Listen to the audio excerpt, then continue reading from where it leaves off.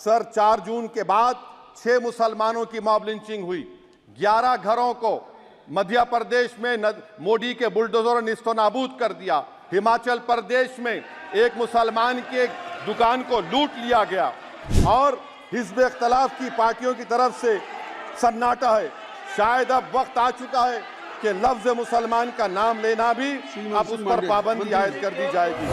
माननीय सदस्य ने अपने प्रारंभिक भाषण में जो शब्द प्रयोग करा है उसको ऑथेंटिकेट करा जाए और अभी उन्होंने उल्लेख करा कि मोदी के बुलडोजर ने वहाँ मॉब लिंचिंग करा है, उसको भी ऑथेंटिकेट करा जाए। मंत्री जी को पेट में दर्द हुआ, माशाल्लाह, शुक्रिया उनका। नहीं, तो सर मैं मंत्री की जवाबदेही है अरे ये नहीं, मंत्री इससे बुरी बात क्या है? पेट में दर्द हो सकता है, वो दर्द ये सब ठीक। अच्छा दर्द हुआ, चलिए दर्द हुआ, दिल का दर्द हुआ। उन्होंने कहा था, I quote sir, it is the duty of majority community to ensure that minorities are elected in the representative numbers. BJP मुसलमानों की नफरत पर जीतती है और मुसलमानों के नाम निहाद मसीहा मुसलमानों के 90% ज़्यादा वोट हासिल करते हैं, मगर फिर भी इस ऐवान के दरवाजे नहीं खुलते मुसलमानों के लिए और सिर्फ 4% मुसलमान जीत कर आते हैं। मैं संविधान से जो मोहब्बत के दावे करते हैं उनसे कहूँगा कि कभी उठाकर पढ़ो कॉन्स्टिट्यूएंट असेंबली डिबेट्स में कि नेहरू ने, HC मुखर्जी ने, सरदार हुकुम सिंह ने माइनॉरिटीज़ के बारे में क्या कहा था। सर वतन अजीज़ का मुस्तकबिल कैसा होगा जब बीजेपी मुझे गायब करना चाहती है और दीगर हिज़्ब इख्तिलाफ की पार्टियां के लिए मेरा वजूद सिर्फ वोट डालना और अपनी खबर में जाकर सो जाना है। और इस ऐवान में OBC समाज के MP अब अपर कास्ट के MP के बराबर हो चुके हैं।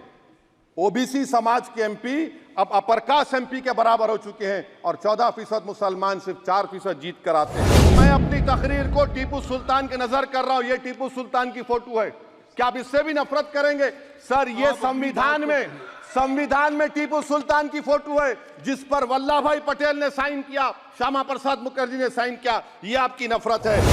तो दोस्तों सुना आपने असदुद्दीन ओवैसी को। आपको बता दें कि आज सदन में कहा जा सकता है कि 2024 के लोकसभा में पहली बार असदुद्दीन ओवैसी मुद्दों की बात करने के लिए पहुंचे और इस बार उन्होंने 8 मिनट में जम करके दहाड़ लगाई। उन्होंने बताया कि किस तरह से हिंदुस्तान में 14% मुसलमान हैं सेंसस के हिसाब से, तो आखिर ऐसी कौन सी वजह है कि सदन में सिर्फ 4% मुसलमान हैं। उन्होंने न सिर्फ भारतीय जनता पार्टी को बल्कि कहीं ना कहीं इंडिया महागठबंधन से भी सवाल पूछा कि ऐसी कौन सी वजह है कि आप सिर्फ हमसे मत लेते हैं, यानी कि वोट लेते हैं, उसके बाद हमारी हिस्सेदारी के लिए आखिरकार आप कौन सा काम करते हैं। आपको बता दें कि असदुद्दीन ओवैसी ने सवाल पूछा कि आखिर क्या वजह है कि 4 तारीख को देश में तीसरी बार प्रधानमंत्री नरेंद्र मोदी के कार्यकाल की शुरुआत हो जाती है, वो शपथ लेते हैं और उसके बाद 6 मुस्लिम नौजवानों की लिंचिंग करके जान ले ली जाती है। सवाल पूछा कि आखिर क्या वजह है कि मुसलमानों के घरों पर बुलडोजर चलाया जाता है। सवाल पूछा कि आखिरकार क्या वजह है कि 27 टन से ज्यादा हथियार भारत इस्राइल को भेजता है और सबसे बड़ी बात यह है कि लगभग करोड़ों लोग भारत के गल्फ कंट्री में लोग रहते हैं। आखिर उनका भविष्य कैसे सुरक्षित रहेगा, आखिर उनके भविष्य के बारे में भारत सरकार क्या सोचती है। आगे कोई बात करे उससे पहले देखिए कि आखिरकार क्या कुछ कहा है असदुद्दीन ओवैसी। मैं शुरुआत में बताना चाह रहा हूं कि मैं हुकूमत की तरफ से लाए गए इस रेजोल्यूशन की मुखालिफत में बोल रहा हूं और मैंने अमेंडमेंट्स भी दिए हैं प्रेजेंट एड्रेस के लिए। और चेयरमैन साहब, आप उर्दू को जानते हैं, किसी एक शायर ने शायद बरसर इक़्तिदार जमात के लिए ये शेर कहा होगा कि उसूल बेचकर मसनद ख़रीदने वालों, निगाह अहले वफ़ा में बहुत हक़ीर हो तुम, वतन का पास तुम्हें था ना होगा कभी कि अपने हिर्स के बंदे हो, बेज़मीर हो तुम, इज़्ज़त नफ्स किसी शख्स की महफूज नहीं, अब तो अपने ही निगहबानों से डर लगता है, डंके की चोट पे जालिम को बुरा कहता हूँ, मुझे सूली से न जिंदानों से डर लगता है। मोहतरम चेयरमैन साहब, मैं आज इन लोगों की तरफ से बोल रहा हूं जो दिखते तो हैं, जिनके बारे में बात तो होती है मगर उनकी कोई नहीं सुनता। मैं उनके बारे में बोल रहा हूं जिनके बारे में वज़ीर आज़म मोदी ने कहा था कि घुसपैठी हैं। मैं उन बेटियों और माओं के बारे में कह रहा हूं जिनके बारे में मोदी ने कहा कि ज़्यादा बच्चे पैदा करते। मैं उन मासूम नौजवानों के बारे में कह रहा हूं जिनको मॉब लिंचिंग के ज़रिए मारा जा रहा है। मैं उन बेज़ुबान माँ और बाप के बारे में बोल रहा हूं जिनकी औलाद आज इस हुकूमत के गलत कानून के चक्कर में जेलों में सड़ रहे हैं। सर, मैं दस्तूर जब इस ऐवान में बन रहा था, संविधान बन रहा था, तो उस वक्त अलहदा वोटर लिस्ट और इंतखाबी रिजर्वेशन की बात आई, तो उस वक्त के हमारे फाउंडिंग फादर्स ने, हमारे बुजुर्गों ने, दोनों समुदाय के हिंदू और मुसलमानों ने फैसला किया कि हम इस पर राज़ी नहीं होंगे। बल्कि उन्होंने क्या कहा था हमारे फाउंडिंग फादर्स ने, उन्होंने मुखालिफत की थी अलहदा वोटर लिस्ट की और इंतखाबी रिजर्वेशन की।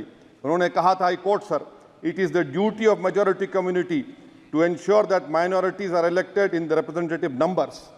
बीजेपी मुसलमानों की नफरत पर जीतती है और मुसलमानों के नाम निहाद मसीहा मुसलमानों के 90% ज़्यादा वोट हासिल करते हैं, मगर फिर भी इस ऐवान के दरवाजे नहीं खुलते मुसलमानों के लिए, और सिर्फ 4% मुसलमान जीत कर आते हैं। सर, संविधान सिर्फ एक किताब नहीं है जिसे चूमा जाए, संविधान एक किताब नहीं है जिसे दिखाया जाए, संविधान एक सिंबल भी है, मगर संविधान एक हमारे बुजुर्गों के ख्वाबों की किताब है। हमारे जमहूरियत को हमारे बुजुर्गों ने इस तरह समझा, हमारे फाउंडिंग फादर्स ने इस तरह जमहूरियत को समझा कि इसमें हर समुदाय और मजहब और समाज के मानने वाले लोगों की राय को शामिल किया जाएगा इस मुल्क को चलाने के लिए, मगर इस ऐवान में सिर्फ 4% मुसलमान जीत कर आते हैं। मैं संविधान से जो मोहब्बत के दावे करते हैं उनसे कहूँगा कि कभी उठाकर पढ़ो कॉन्स्टिट्यूएंट असेंबली डिबेट्स में कि नेहरू ने, HC मुखर्जी ने, सरदार हुकुम सिंह ने माइनॉरिटीज़ के बारे में क्या कहा था। सर, वतन अजीज़ का मुस्तकबिल कैसा होगा जब बीजेपी मुझे गायब करना चाहती है और दीगर हिज़्ब इख्तिलाफ की पार्टियां के लिए मेरा वजूद सिर्फ वोट डालना और अपनी खबर में जाकर सो जाना है। इसीलिए आप देखते हैं कि समाजी इंसाफ है सर कि 4% मुसलमान जीत कर आते हैं। सर, इस ऐवान में OBC समाज के MP अब अपर कास्ट के MP के बराबर हो चुके हैं। OBC समाज के MP अब अपर कास्ट MP के बराबर हो चुके हैं और 14% मुसलमान सिर्फ 4% जीत कर आते हैं। CSDS का डेटा ये बताता है कि इस मुल्क में जो वोट बैंक है, जो एक मुश्त वोट डालता है, वो अपर कास्ट का है। मुसलमान का कभी ना वोट बैंक था ना कभी रहेगा। सर, 4 जून के बाद 6 मुसलमानों की मॉब लिंचिंग हुई, 11 घरों को मध्य प्रदेश में मोदी के बुलडोजर ने निस्तो नाबूद कर दिया। हिमाचल प्रदेश में एक मुसलमान के दुकान को लूट लिया गया और हिज़्ब इख्तिलाफ की पार्टियों की तरफ से सन्नाटा है। शायद अब वक्त आ चुका है कि लफ्ज़ मुसलमान का नाम लेना भी अब उस पर पाबंदी आयद कर दी जाएगी। सर, मैं ये बात बताना चाह रहा हूँ कि नरेंद्र मोदी को जो मैंडेट मिला है। एक मिनट ओवैसी साहब, आप लोग बैठ जाएं, कृपया आप लोग बैठ जाएं। श्री मनसुख मांडविया जी, आप लोग बैठ जाएं, कृपया माननीय सदस्य बैठ जाएं। श्री मनसुख मांडविया जी, मनसुख मांडविया, कृपया आप लोग बैठ जाएं। अपने प्रारंभिक भाषण में माननीय आप लोग बैठ जाएं। माननीय सदस्य बैठ जाएं। माननीय सदस्य ने अपने प्रारंभिक भाषण में जो शब्द प्रयोग करा है उसको ऑथेंटिकेट करा जाए, और अभी उन्होंने उल्लेख करा कि मोदी के बुलडोजर ने वहाँ मॉब लिंचिंग करा है, उसको भी ऑथेंटिकेट करा जाए। निश्चित तौर से इसको ठीक है। ओवैसी साहब, जब भी कोई बात नहीं सर, आप चेयर पर बैठे हैं जी, इसलिए आप मंत्री जी को पेट में दर्द हुआ, माशाल्लाह, शुक्रिया उनका। नहीं, तो सर मैं मंत्री की जवाबदेही है ये नहीं, मंत्री की बुरी बात क्या है? पेट में दर्द हो सकता है, वो दर्द ये सब ठीक। अच्छा, दर्द हुआ, चलिए दर्द हुआ, दिल का दर्द हुआ। तो सर, जो नरेंद्र मोदी को मैंडेट मिला है वो सिर्फ और सिर्फ मुसलमानों की नफरत पर हिंदुत्व की वजह से मिला है। I would like to say it is not Modi's in dock, but every single person voted him despite his anti-Muslim voice. And I would like to tell the opposition parties, this is not a moral victory for you. This is a victory of majoritarianism. Everyone should contemplate and do introspection. Why is it that the OBCs and the upper caste are getting their due representation? Why are the Muslims not getting? Are we here only to vote for you and not to get elected? If that is the case, please tell us that we are only here to vote for you. Sir, आज भारत के आधे नौजवान बेरोजगार हैं और रोजगार की तालाश, बेरोजगारी का आलम यह है सर कि मोदी सरकार के 5 साल में 75 लाख एस्पिरेंट्स की जिंदगी बर्बाद हो गई, 6 पेपर लीक हुआ। बेरोजगारी का आलम यह है सर कि रशिया जा रहे हैं, वहां जाकर अपनी जानों को दे रहे हैं। बेरोजगारी का आलम यह है कि नरेंद्र मोदी रोजगार का कैंप चलाती है नौजवानों के लिए कि तुम इजराइल में जाकर काम करो, उनको कैनन फॉडर बना रही है ताकि फलस्तीनियों की जायदादों को हड़प कर सके। ये भी कंक्लूड कर। अरे सर मेरा टाइम है। कहाँ टाइम है सर? आप ये टाइम ले लिए मेरा। सर मैं 2 मिनट दीजिए। ये विश्वगुरु की पॉलिसी है। इजराइल को 27 टन हथियार जा रहा है। 9 मिलियन भारत के लोग गल्फ में काम करते हैं। क्या असर पड़ेगा? 47,000 इजरायली फलस्तीनी मार चुके हैं। क्या है हमारी पॉलिसी सर? क्यों हथियार दे रहे हैं सर? नस्लकशी हो रही है। सदर जमहूरिया के खुतबे में राष्ट्रपति के सर, मैं उसी पे बोल रहा हूं सर। उसमें लिखा हुआ है फॉरेन पॉलिसी के ऊपर, आप पैराग्राफ नंबर 25 देख लीजिए। सदर जमहूरिया में सैचुरेशन अप्रोच है। क्यों नहीं मोदी सरकार माइनॉरिटीज को फ्री स्कॉलरशिप को डिमांड करती है सर? उसका आपने बजट कम कर दिया सर। बनारस का बुनकर 18 महीने से मंडी का शिकार है। सूरत और बेंगलुरु जा रहा है सर। आखिरी बात कंक्लूड कर रहा हूं, आखिरी बात सर। पनून केस में निखिल गुप्ता, मोदी ने कहा था कि हमने घर में घुसकर मारा, तो निखिल गुप्ता को किसने ऑर्डर दिया था पनून को मारने का? अगर नहीं दिया तो उसको बचाइए, और अगर दिया नहीं तो फिर उस पर पीएमएलए क्यों नहीं लगाकर? सर समाप्त करो। कमेटी बनाई आपने, उसका क्या हुआ सर? हम एससीओ को नहीं जा रहे सर। मैं आपको बता रहा हूं कि मैं अपनी इस तकरीर को टीपू सुल्तान की नजर, सुनिए सर, अब हो गया खत्म कर रहा हूं सर। मैं अपनी तकरीर को टीपू सुल्तान की नजर कर रहा हूं। ये टीपू सुल्तान की फोटो है। क्या आप इससे भी नफरत करेंगे सर? ये संविधान में टीपू सुल्तान की फोटो है, जिस पर वल्लभ भाई पटेल ने साइन किया, श्यामा प्रसाद मुखर्जी ने साइन किया। ये आपकी नफरत है सर। आखिर में मैं अपनी बात को खत्म कर रहा हूं इस शेर पर कि क्या दिन दिखा रही है सियासत की धूप छांव।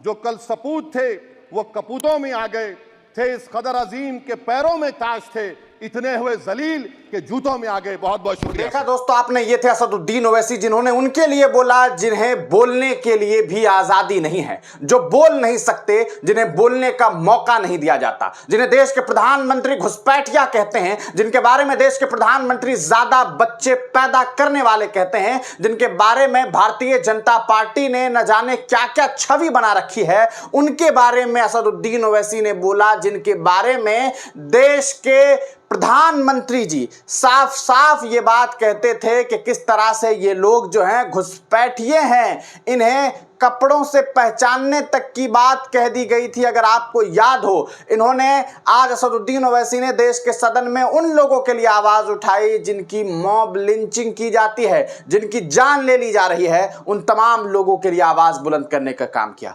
आपने सुना कि किस तरह से असदुद्दीन ओवैसी ने देश के मजलूमों के लिए आवाज उठाई। देश के सदन में 24 मुस्लिम सांसद हैं, लेकिन यही बात कुछ तो खास है असदुद्दीन ओवैसी में कि लोग इन्हें सुनते हैं, समझते हैं और जानते हैं, और कहीं ना कहीं खूब लोग पहचानते हैं। आप तमाम लोग अपनी राय कमेंट सेक्शन में जरूर दीजिएगा।